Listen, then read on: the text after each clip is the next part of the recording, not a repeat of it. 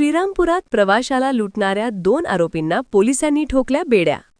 16 मार्च रोजी शिर्डीहून दर्शन घेऊन बीडकडे परतणाऱ्या विलास वलेकर या प्रवाशाला श्रीरामपूर शहरात अज्ञात तिघांनी चाकूचा धाक दाखवून लुटल्याची धक्कादायक घटना समोर आली आहे।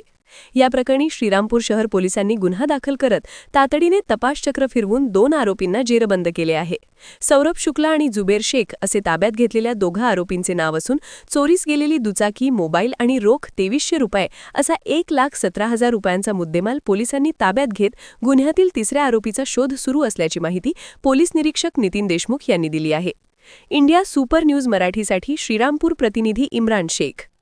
फिर्यादी नामे विलास वलेकर हे दिनांक 16 मार्च रोजी शिर्डी येथे दर्शन करून श्रीरामपूर मार्गे त्यांचे बीड येथे त्यांच्या मूळ गावी जात असताना अज्ञात 3 इसमांनी श्रीरामपूर शहरामध्ये त्यांची मोटरसायकल अडवून त्यांच्या गळ्याला चाकू लावून त्यांच्या ताब्यातील मोटरसायकल, मोबाईल आणि रोख 2300 रुपये असा मुद्देमाल चोरून नेला होता। सदरबाबत श्रीरामपूर शहर पोलीस स्टेशन येथे गुन्हा दाखल करण्यात आला होता।